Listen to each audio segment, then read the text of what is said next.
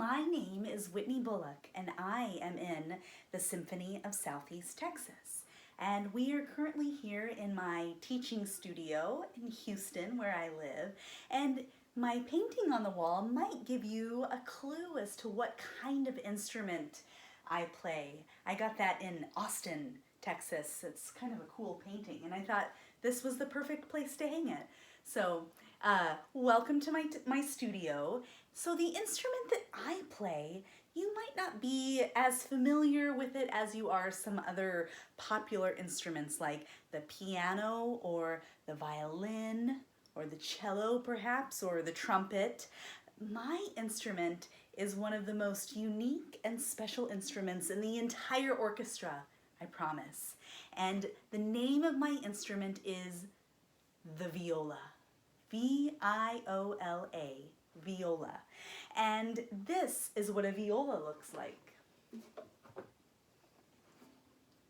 So, kind of looks like a violin.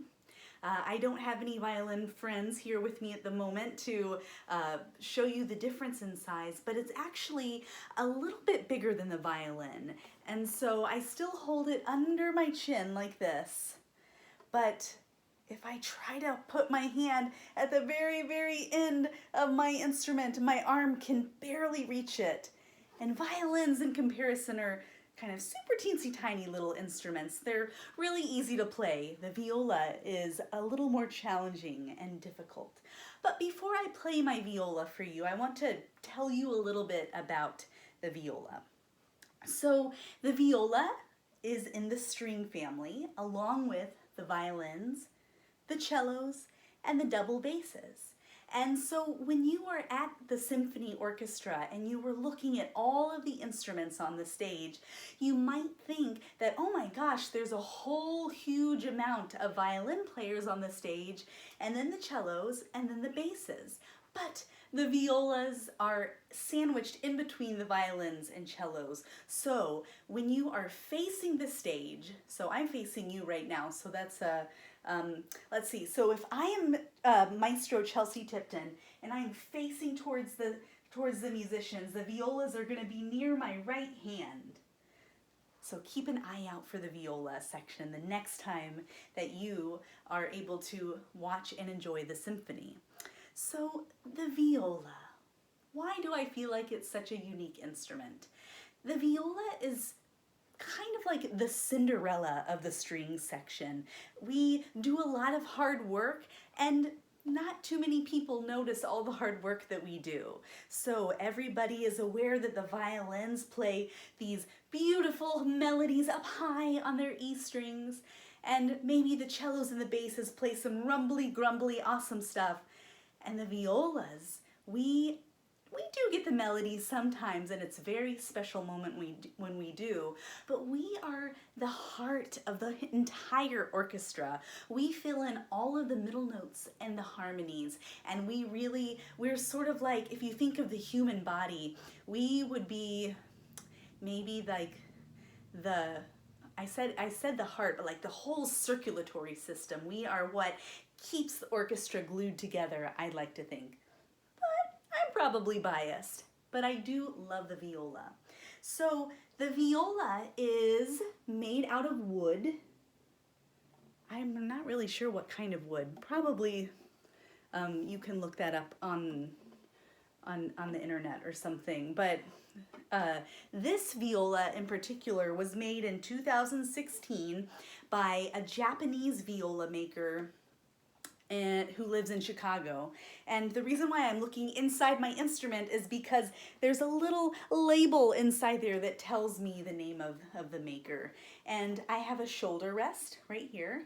So this makes it a little more comfortable for me to hold the instrument up because of its size.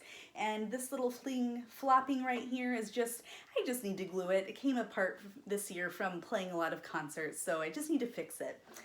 And so this is my bow, also made mostly out of wood, but this white part right here is made out of horsehair. And so it doesn't hurt the horses when they cut the hair. It's kind of like getting a haircut. But before I play my instrument, I have something called rosin that I put on the bow.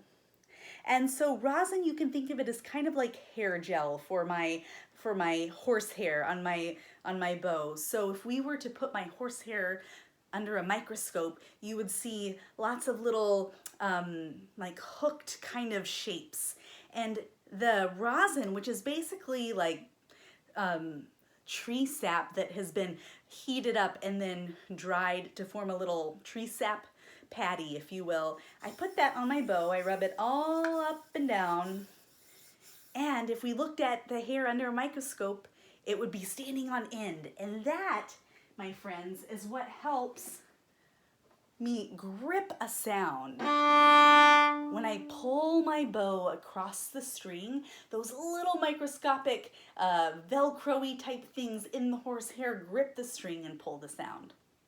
So the viola, like I said before, we are in the middle range of the string section. And so I share 3 of the same strings as the violins.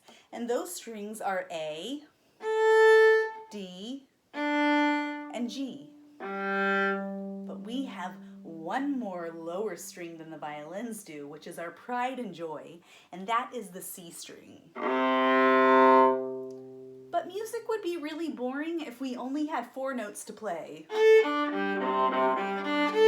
So, in order to vary what kinds of sounds and notes that we can play, I put my fingers down on the fingerboard, all up and down the fingerboard.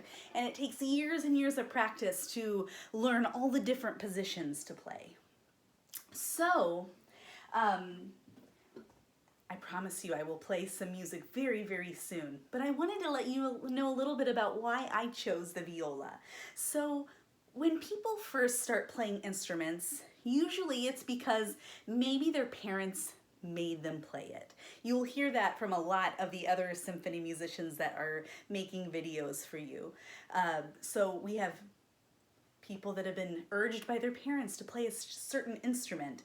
And then there are people who are just drawn to an instrument and feel like that they have to play it. And I'm one of those people.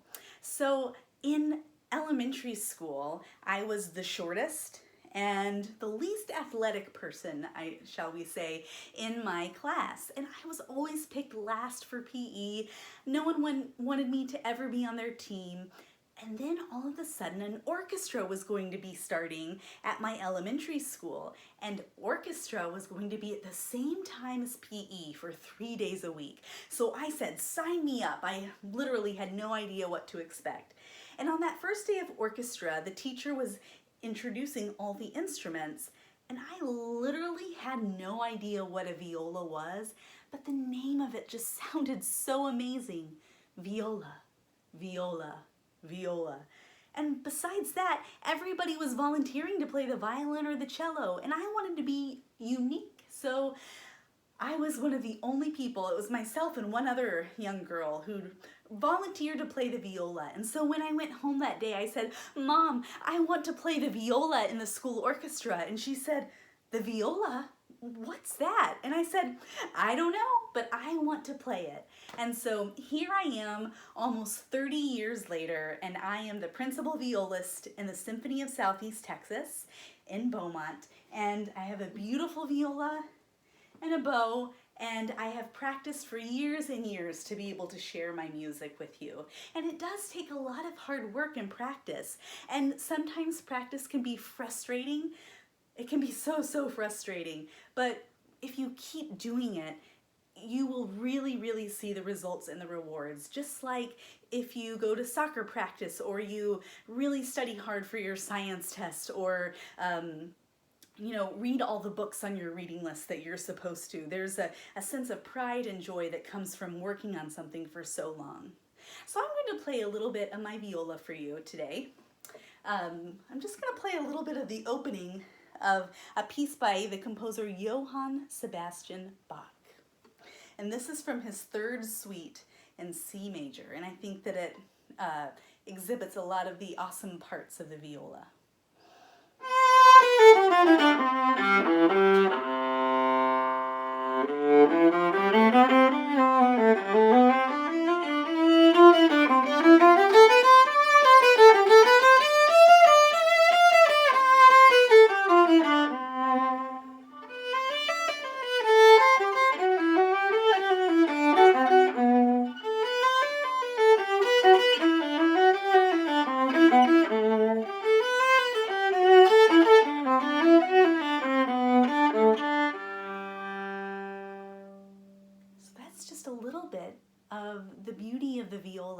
We do have high notes.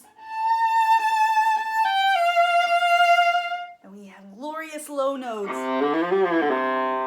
And many composers have used the viola to express their deepest, darkest, and happiest emotions.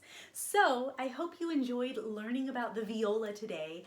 I certainly enjoyed talking about it. I could talk about it all day. There's even a Houston Viola Society that people in Beaumont can be a member of if they want to. So maybe we'll see you at a Houston Viola Society event someday. And if not, maybe I will see you at a symphony orchestra concert and we will have lots of new fans of the viola. So hang in there. Enjoy listening to my other colleagues talk about their instruments, and I hope that you have a great day.